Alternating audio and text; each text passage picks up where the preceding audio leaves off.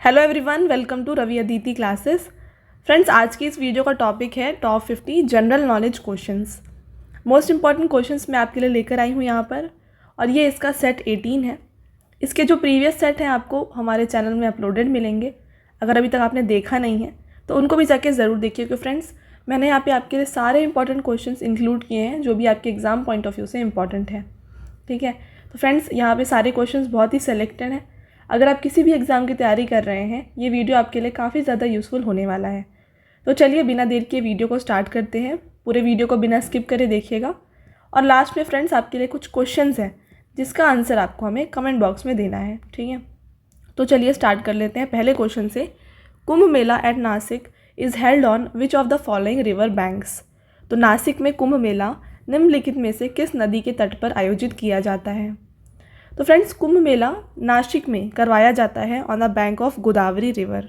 तो right answer हो जाएगा ऑप्शन नंबर डी। फ्रेंड्स, बात करें गोदावरी रिवर की, तो इसका ओरिजिनेशन कहाँ से होता है। इसका ओरिजिनेशन होता है त्र्यंबकेश्वर से। त्र्यंबकेश्वर महाराष्ट्र से इसका ओरिजिनेशन होता है।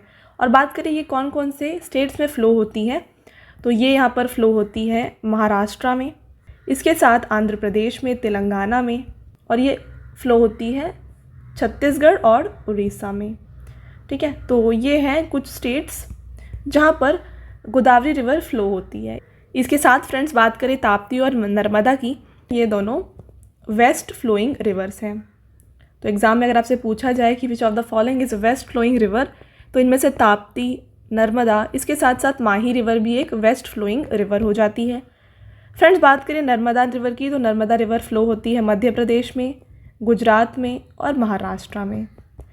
तो मैंने आपको मोस्ट इम्पॉर्टेंट यहाँ पे बता दिए हैं जो यहाँ पर इम्पॉर्टेंट है आपके एग्ज़ाम पॉइंट ऑफ व्यू से। राइट, तो चलिए बढ़ते हैं आपके नेक्स्ट क्वेश्चन की तरफ। तो फ्रेंड्स, आगे जाने से पहले देखिए बात करते हैं इसके बारे में। Nashik Kumbh Mela is a Hindu religious mela and held every 12 years in the Nashik district of Maharashtra. तो हर 12 साल में इस नासिक कुंभ मेला को आयोजित किया जाता है। कहाँ पर? नासिक डिस्ट्रिक्ट ऑफ महाराष्ट्र में। ठीक है, और इस फेयर को सेलिब्रेट किया जाता है ऑन द रिवर गोदावरी, है ना। तो अगला जो फेयर होएगा वो 2027 में होने वाला है। तो फ्रेंड्स, आपका अगला क्वेश्चन है, who was the first king to conquer Malwa, Gujarat and Maharashtra.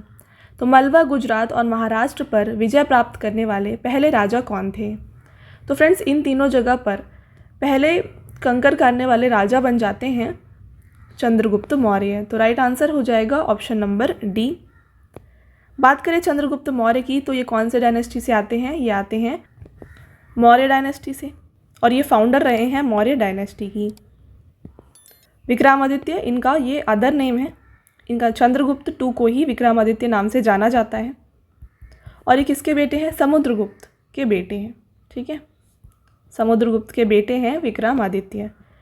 Friends, बात करें हर्षा की यहाँ पर, तो ये वर्धन डायनेस्टी से बिलोंग करते हैं, और इनकी फेमस बुक्स कौन सी हैं? रत्नावली, इसके साथ प्रियदर्शिका और नागनंदा। ये सारी बुक्स को लिखा गया था बाय हर्षा। ठीक है, तो ये तीनों पॉइंट्स को आपको यहाँ पर याद रखना है। चलिए अगला क्वेश्चन देखिएगा, विच of the following is not correctly matched. तो इनमें से कौन सा सही सुमेलित नहीं है, ये आपको बताना है। तो देखिए फ्रेंड्स, हॉपमैन कप दिया जाता है टेनिस में, ये बिल्कुल सही है यहाँ पर। अजलन शाह कप हॉकी में दिया जाता है, और उबर कप बैडमिंटन में दिया जाता है, बट सुधीरमन कप को चेस में नहीं दिया जाता। तो राइट आंसर हो जाएगा ऑप्शन नंबर सी, क्योंकि यहाँ पे आपसे नॉट करेक्टली मैच्ड पूछ रहा है। तो ये दिया किस जाता है फील्ड में? ये दिया जाता है बैडमिंटन के फील्ड में। ठीक है, तो बैडमिंटन के फील्ड में होता है सुधीरमन कप। चलिए अगला क्वेश्चन रहेगा फ्रेंड्स आपका, Saurabh Chaudhary is associated with which of the following sports. तो सौरभ चौधरी निम्नलिखित में से किस खेल से जुड़े हैं। तो फ्रेंड्स, ये बिलोंग करते हैं शूटिंग से। ठीक है, तो शूटिंग से एसोसिएटेड है सौरभ चौधरी। ये यंगेस्ट इंडियन है to win gold at Asian games. ठीक है, तो ये इनकी पिक्चर है फ्रेंड्स। आपका अगला क्वेश्चन है, which of the following committees recommended to give constitutional status to Panchayati Raj. तो निम्नलिखित में से किस समिति ने पंचायती राज को संवैधानिक दर्जा देने की सिफारिश की थी। तो फ्रेंड्स, यहाँ पे कॉन्स्टिट्यूशनल स्टेटस देने के लिए पंचायती राज को सिफारिश की गई थी बाई LM सिंघवी कमेटी। तो राइट आंसर हो जाएगा ऑप्शन नंबर ए। इसके साथ बात करें बलवंत राय मेहता कमेटी की, तो इन्होंने यहाँ पर सजेस्ट किया था स्टैब्लिश करने के लिए डेमोक्रेटिक लोकल गवर्नमेंट को, ठीक है। तो डेमोक्रेटिक लोकल गवर्नमेंट के इस्टेब्लिशमेंट के लिए रिकमेंडेशन दी गई थी बाई बलवंत राय मेहता कमेटी। और अशोक मेहता कमेटी क्या है, ये 1977 में अपॉइंट की गई थी और इन्होंने यहाँ पर सजेस्ट किया था कि पंचायती राज जो डिक्लाइन हो रहा था उस समय, उसको रिवाइव करने के लिए, ठीक है। तो रिवाइव करने के लिए पंचायती राज को अशोक मेहता कमेटी को बनाया गया था। तो आपसे अगर एग्ज़ाम में इसके अलावा ये भी पूछा जाए कि रिवाइव करने के लिए पंचायती राज कौन सी कमेटी बनाई गई थी, तो ये बन जाती है अशोक मेहता कमेटी। तो आई होप आपको क्लियर है। अगला क्वेश्चन रहेगा, the chief election commissioner of India is appointed by. तो भारत के मुख्य चुनाव आयुक्त की नियुक्ति किसके द्वारा की जाती है?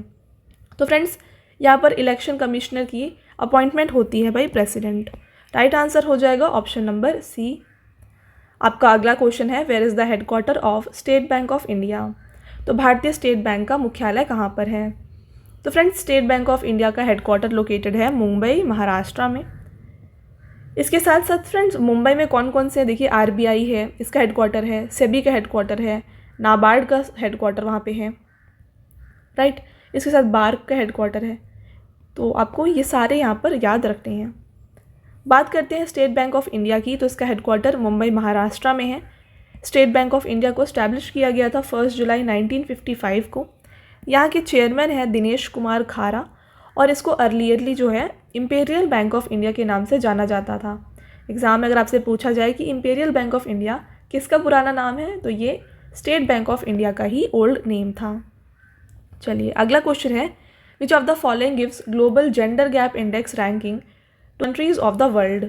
तो यहाँ पे निम्नलिखित में से कौन विश्व के देशों को ग्लोबल जेंडर गैप इंडेक्स में रैंकिंग देता है? Friends Global Gender Gap Index में रैंकिंग दिया जाता है by World Economic Forum. Right answer है ऑप्शन नंबर ए। बात करते हैं वर्ल्ड इकोनॉमिक फोरम की, इसका हेडक्वार्टर है जेनेवा, स्विट्ज़रलैंड में और इसको फ्रेंड्स स्टैब्लिश किया गया था जनवरी 1971 में। बढ़ते हैं नेक्स्ट क्वेश्चन की तरफ। The Shanghai Cooperation Organisation summit in which India was inducted as a full member was held at. तो शंघाई सहयोग संगठन शिखर सम्मेलन आयोजित किया गया था जिसमें भारत को पूर्ण सदस्य के रूप में शामिल किया गया था। तो ये कौन सा मीटिंग था जहाँ पर एससीओ का, ऐसा कौन सा मीटिंग था जहाँ पर इंडिया को फुल मेंबर बनाया गया था एससीओ का, ये आपको बताना है। तो फ्रेंड्स ये हो जाता है अस्ताना, ठीक है। अस्ताना में जो हेल्ड हुआ था कमेटी एससीओ समिट, वहाँ पर इंडिया को फुल मेंबर की तरह लिया गया था। बात करें एससीओ यानी कि शंघाई कोऑपरेशन ऑर्गेनाइजेशन की, हेडक्वार्टर इसका बीजिंग, चाइना में है। इसको स्टैब्लिश किया गया है 15 जून 2001 को। इसके मेंबर्स देख लीजिए, China, Kazakhstan, Kyrgyzstan, Russia, Tajikistan, Uzbekistan, India and Pakistan. तो ये सारे कंट्रीज़ हैं रिलेटेड टू एससीओ। फ्रेंड्स आपका अगला क्वेश्चन है, विच one of the following is correctly matched? तो निम्नलिखित में से कौन सा सही सुमेलित है? तो देखिए यहाँ पे इसका correct answer option number C हो जाएगा। विंबलडन को ग्रास में खेला जाता है। तो बात करते हैं क्या, देखिए 4 ग्रैंड स्लैम्स को करवाया जाता है इन टेनिस, ठीक है। तो इनमें से ये 4 ग्रैंड स्लैम्स कौन कौन से हैं? एक होता है यूएस, विंबलडन, इसके साथ ऑस्ट्रेलियन और एक होता है फ्रेंच, ठीक है। तो ये होते हैं 4 ग्रैंड स्लैम्स और इन 4 ग्रैंड स्लैम्स को डिफरेंट टाइप ऑफ कोर्ट में खेले जाते हैं। तो देखिए विंबलडन को ग्रास में खेला जाता है, फ्रेंच को हार्ड में नहीं खेला जाता, इसको क्ले कोर्ट में खेला जाता है। साथ में बात करें ऑस्ट्रेलिया की, तो ऑस्ट्रेलिया को यहाँ पर हार्ड कोर्ट में खेला जाता है, राइट। और यूएस को भी हार्ड कोर्ट में ही खेला जाता है, ठीक है। तो ये दोनों ओपन्स हार्ड कोर्ट में खेले जाते हैं। तो यहाँ पे आपसे करेक्टली मैच्ड पूछा तो राइट आंसर हो जाएगा option number C. I hope आपको क्लियर है। चलिए बढ़ते हैं नेक्स्ट क्वेश्चन की तरफ। Which of the following is not a mammal? तो निम्नलिखित में से कौन सा स्तनपायी नहीं है? तो देखिए मैमल इनमें से फिशेज नहीं होते हैं, बैट, वेल और मैन होते हैं मैमल्स। ये एक बायोलॉजी का काफ़ी इंपॉर्टेंट क्वेश्चन है फ्रेंड्स, आपको अच्छे से देख लेना है। चलिए अगला क्वेश्चन रहेगा आपका, which one of the following is considered as a cell within a cell? निम्नलिखित में से किसे एक कोशिका के भीतर एक कोशिका माना जाता है? तो friends cell within a cell इसे कहा जाता है क्लोरोप्लास्ट को। राइट आंसर हो जाएगा ऑप्शन नंबर बी। अगला देखिए, which of the following is used in beauty parlours for hair setting? Beauty parlour में बालों की सेटिंग के लिए निम्नलिखित में से किसका उपयोग किया जाता है? तो फ्रेंड्स यहाँ पे उपयोग किया जाता है सल्फर का। राइट आंसर हो जाएगा ऑप्शन नंबर बी। चलिए अगला क्वेश्चन है आपका, ozone layer is present in, तो ओजोन परत कहाँ पर मौजूद है? तो ये है इन स्ट्रेटोस्फीयर। तो देखिए डिफरेंट लेयर्स होते हैं एटमॉस्फेयर के, तो कौन कौन से देखिए, पहला हो जाता है ट्रोपोस्फियर, उसके बाद आता है स्ट्रेटोस्फियर, फिर मीसोस्फियर, थर्मोस्फियर और एक्सोस्फियर। तो आप देख रहे हैं यहाँ पर ओजोन लेयर में प्रेजेंट है, ये ओजोन लेयर प्रेजेंट है स्ट्रेटोस्फियर में, इसके साथ मीसोस्फियर देख रहे हैं आप यहाँ पे, ये थर्मोस्फियर और ये एक्सोस्फियर। तो इसका राइट आंसर स्ट्रेटोस्फियर हो जाएगा। देखिए अगला क्वेश्चन है फ्रेंड्स आपका, Mangifera indica is a scientific name of, तो मैग्नीफेरा इंडिका किसका वैज्ञानिक नाम है? तो ये है scientific name of mango. Right answer है option number B. Next question है, the scientific study of insect is called, तो कीटों की वैज्ञानिक अध्ययन को क्या कहा जाता है? तो फ्रेंड्स स्टडी ऑफ इंसेक्ट कहा जाता है एंटोमोलॉजी। राइट आंसर हो जाएगा ऑप्शन नंबर बी। फ्रेंड्स बात करें इस्थियोलॉजी की, तो ये क्या होता है, ये पार्ट होता है जूलॉजी का, ठीक है, जूलॉजी का एक पार्ट है जहाँ पर स्टडी ऑफ फिश की जाती है, ठीक है, स्टडी ऑफ फिश होती है इस्थियोलॉजी में। अगला क्वेश्चन है, process of gaining electron is known as, तो इलेक्ट्रॉन प्राप्त करने की प्रक्रिया को किस रूप से जाना जाता है? तो गेनिंग ऑफ इलेक्ट्रॉन कहा जाता है रिडक्शन को। राइट आंसर हो जाएगा ऑप्शन नंबर बी। इसका ठीक उल्टा क्या होता है फ्रेंड्स, ऑक्सीडेशन होता है, ठीक है। अगला क्वेश्चन हो जाएगा, which among the following components is used as amplifying device, तो निम्नलिखित घटकों में से किस एक का उपयोग प्रवर्धक उपकरण के रूप में किया जाता है? तो यहाँ पर एम्पलीफाइंग डिवाइस के रूप में यूज़ किया जाता है ट्रांजिस्टर को। राइट आंसर हो जाएगा ऑप्शन नंबर डी। बढ़ते हैं आपके अगले क्वेश्चन की तरफ, which of the following has the lowest melting point, निम्नलिखित में से किसका गलनांक सबसे कम है? तो आपको यहाँ पर कुछ ऑप्शंस दिए गए हैं, आपको बताना है इनमें से सबसे लोएस्ट मेल्टिंग पॉइंट किसका होता है। तो फ्रेंड्स यहाँ पे सबसे लोएस्ट मेल्टिंग पॉइंट होता है हीलियम का। इसके साथ अगर आपसे पूछा जाए कि हाईएस्ट मेल्टिंग पॉइंट किसका होता है, तो ये होता है टंगस्टन का, ठीक है। तो टंगस्टन ये होता है जो बल्ब्स में यूज़ किया जाता है फिलामेंट, उसे कहा जाता है टंगस्टन, और उसका मेल्टिंग पॉइंट काफ़ी ज़्यादा हाई होता है, राइट। आपका अगला क्वेश्चन है friends, what is the full form of EPCG, EPCG का फुल फॉर्म क्या है, पूर्ण रूप क्या है? तो फ्रेंड्स इसका फुल फॉर्म है export promotion capital goods, right. इसको भी आप डबल टिक करिएगा, काफ़ी इंपॉर्टेंट है एग्जाम पॉइंट ऑफ व्यू से। देखिए EPCG scheme as an scheme which allows an exporter to import of capital goods including spares of pre-production, production and post-production at zero customs duty for exports, right? Friends बढ़ते हैं आपके next question की तरफ, which of the following constitutional amendment act was known as mini constitution, तो निम्नलिखित में से किस संवैधानिक संशोधन अधिनियम को लघु संविधान कहा जाता है? तो देखिए मिनी यहाँ पर कॉन्स्टिट्यूशन कहा जाता है 42nd अमेंडमेंट को, राइट। फ्रेंड्स आपका अगला क्वेश्चन है, which language is not included in 8th schedule of Indian constitution, तो कौन सी भाषा भारतीय संविधान की 8वीं अनुसूची में शामिल नहीं है? तो इनमें से 8th शेड्यूल में शामिल नहीं है भोजपुरी। राइट आंसर हो जाएगा ऑप्शन नंबर सी। बात करते हैं 8th शेड्यूल में कौन कौन से लैंग्वेजेस इंक्लूडेड हैं।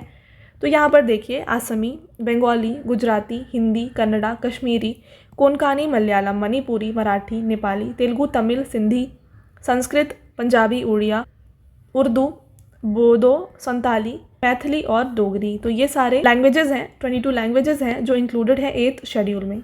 तो देखिए आपको पहले ऐसे याद रख लेना है कि यहाँ पर आपको देख रहे हैं कि कन्नड़ा, तमिल, तेलुगु और इसके साथ साथ मलयालम, ठीक है। तो ये 4 यहाँ पर जो साउथ लैंग्वेजेस हैं वो हैं ही। इसके साथ आपको स्टेट वाइज देख लेना है, ठीक है, कौन कौन से स्टेट के लैंग्वेज, जैसे बंगाली है, असमी है, कश्मीरी है, मणिपुरी है, हिंदी तो आपको ऐसे ही याद हो जाएगा। तो इस तरीके से आप याद कर सकते हैं, राइट। तो बढ़ते हैं आपके नेक्स्ट क्वेश्चन की तरफ। Financial emergency can be declared by applying, तो आवेदन करके वित्तीय आपातकाल की घोषणा की जा सकती है। तो देखिए फाइनेंशियल इमरजेंसी को डिक्लेयर किया जाता है बाय आर्टिकल 360, तो राइट आंसर है ऑप्शन नंबर ए। आपका अगला क्वेश्चन है, the SEBI was given statutory status in 1992 on recommendation of, तो किसकी सिफारिश पर 1992 में सेबी को वैधानिक दर्जा दिया गया? तो स्टैट्यूटरी स्टेटस दिया गया सेबी को on the recommendation of Narasimham committee. Right answer है फ्रेंड्स इसका ऑप्शन नंबर डी। आपका अगला क्वेश्चन है, State Bank of India was previously known as, तो भारतीय स्टेट बैंक को पहले किस नाम से जाना जाता था? अभी हमने डिस्कस किया था स्टेट बैंक को जाना जाता था as Imperial Bank of India. Friends, आपका अगला क्वेश्चन रहेगा यहाँ पे, who determines the minimum support price in India. तो भारत में न्यूनतम समर्थन मूल्य का निर्धारण कौन करता है। तो मिनिमम सपोर्ट प्राइस यानी MSP जो है ये डिटरमाइन किया जाता है by the commission of agricultural cost and prices. ठीक है, तो ये CACP हम इसे शॉर्ट में कहते हैं, ये डिसाइड करते हैं minimum support price of crops, right.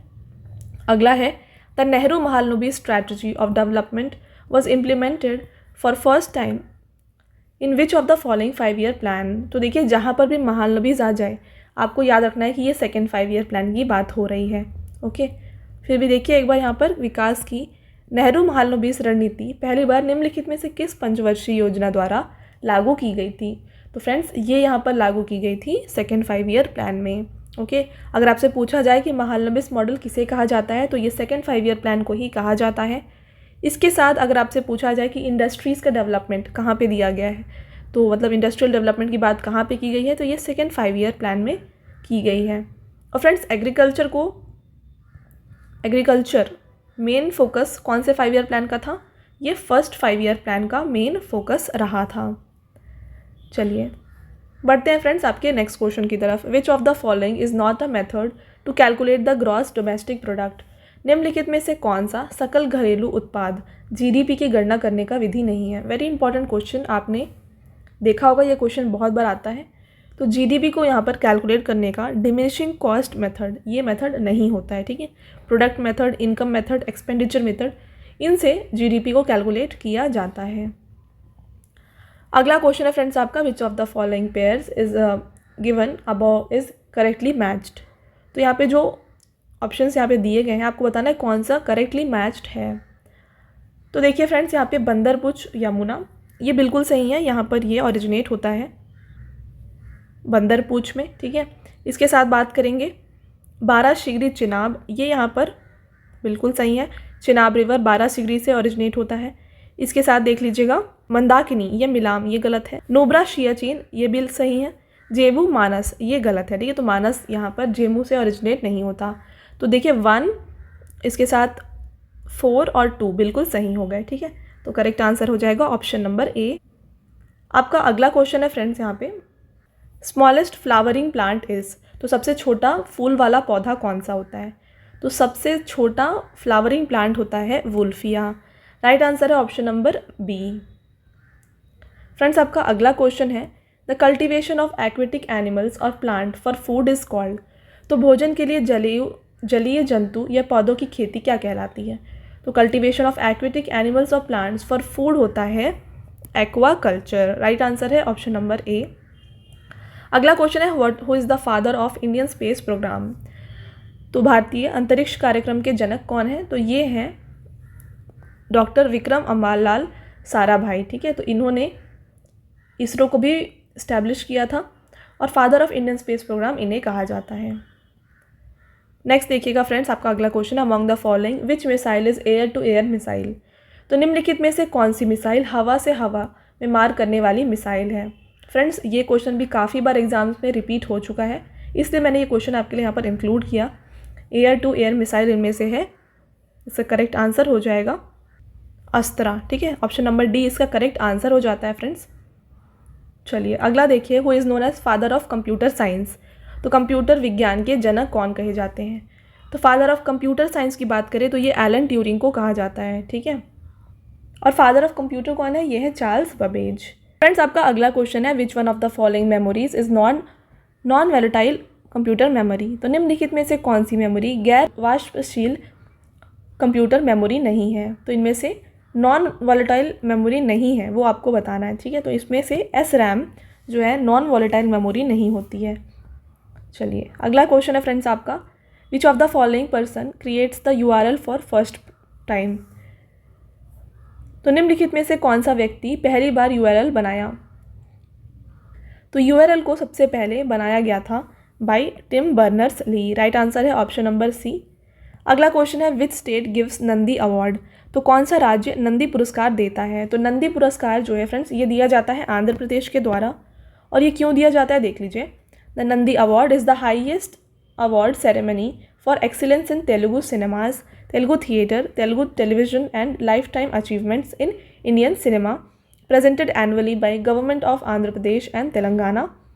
तो यहाँ पर नंदी अवार्ड्स को तेलुगु सिनेमास के लिए दिया जाता है और ये गवर्नमेंट ऑफ आंध्र प्रदेश और तेलंगाना द्वारा आयोजित होता है। Nandi means bull, the award being named after the big granite bull at Lepakshi, a cultural and historic symbol of Telugus. तो यहाँ पर नंदी जिसका मीनिंग होता है बुल, और ये लिया गया है कहाँ से, इस थॉट को लिया गया है बिग ग्रेनाइट बुल जो लेपाक्षी में लोकेटेड है उससे। इसके बाद है Nandi awards are presented in 4 categories, gold, silver, bronze और कॉपर। तो इनको 4 कैटेगरीज में प्रोवाइड किया जाता है, अवार्ड दिया जाता है।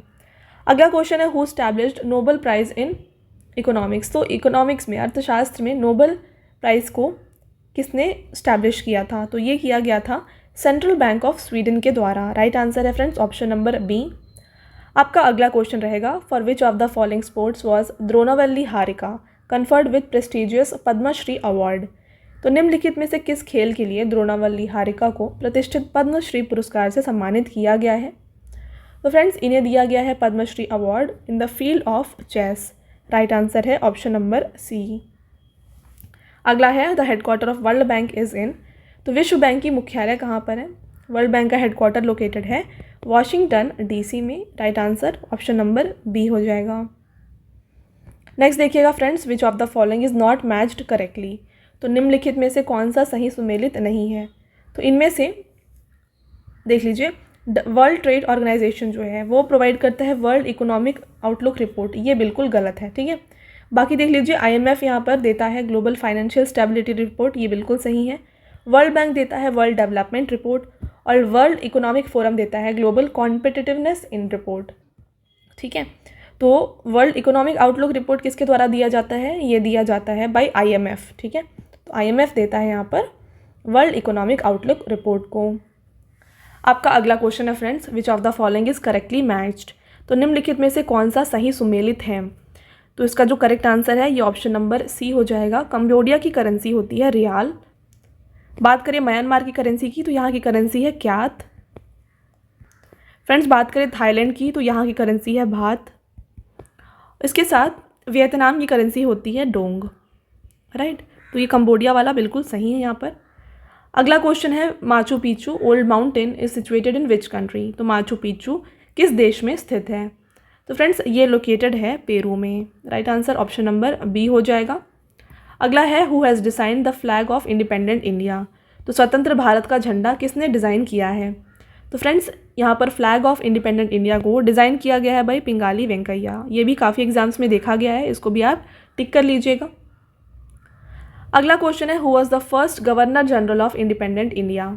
स्वतंत्र भारत के पहले गवर्नर जनरल कौन थे? तो आपसे देखिए इंडिपेंडेंट इंडिया के पहले गवर्नर जनरल पूछे जा रहे हैं, तो ये थे लॉर्ड माउंटबेटन। अगर आपसे पूछा जाता यहाँ पर फर्स्ट इंडियन गवर्नर जनरल आपसे अगर पूछा जाता तो ये हो जाते सी राजागोपालाचारी।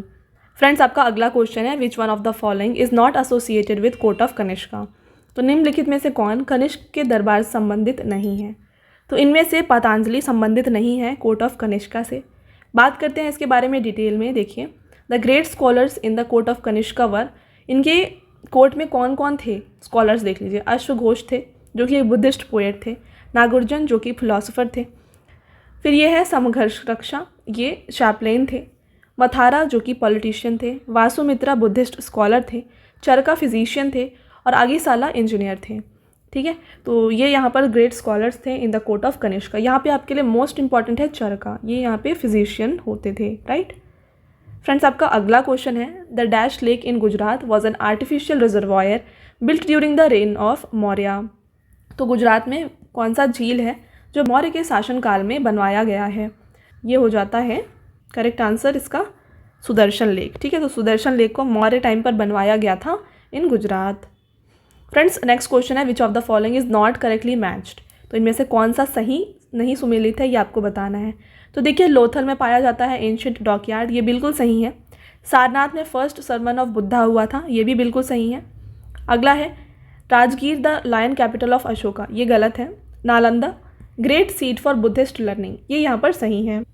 तो देखिए राजगीर में क्या हुआ था, यहाँ पे फर्स्ट बुद्धिस्ट काउंसिल को ऑर्गेनाइज किया गया था। ठीक है, तो ये लायन कैपिटल ऑफ अशोका नहीं है। तो राइट आंसर ऑप्शन नंबर इसका सी हो जाएगा। फ्रेंड्स नेक्स्ट क्वेश्चन और आपका लास्ट क्वेश्चन है, which of the following Mauryan ruler is known as Amritghat. तो निम्नलिखित में से किस मौर्य शासक को अमृत घाट के नाम से जाना जाता था। तो अमृत घाट के नाम से इनमें से जाना जाता था बिंदुसार को। राइट आंसर है ऑप्शन नंबर डी। तो ये यहाँ पर बेटे हैं चंद्रगुप्त मौर्य के और ये फादर है किसके, अशोका के। राइट, तो देखिए Bindusara was the son of Chandragupta Maurya and was second warrior emperor of India. He was also known as Amitrochates and Amrit Gatha in Sanskrit. तो देखिए अमित्रोकैट्स इन्हें ग्रीक में कहा जाता था और अमृत गाथा इन्हें संस्कृत में कहा जाता था। दोनों ही आपके लिए काफ़ी इंपॉर्टेंट है। इसका मीनिंग क्या होता है, स्लेयर ऑफ एनिमीज़, इसका ये मीनिंग होता है। राइट, तो फ्रेंड्स ये हो गए आपके top 50 most important GK questions. अब आता है आपका छोटा सा टेस्ट जिसका आंसर आपको हमें कमेंट बॉक्स में देना है। पहला क्वेश्चन है, where is the headquarter of State Bank of India. तो भारतीय स्टेट बैंक का मुख्यालय कहाँ है, ये आपको बताना है। इसके साथ एक और क्वेश्चन है, which of the following is not a mammal.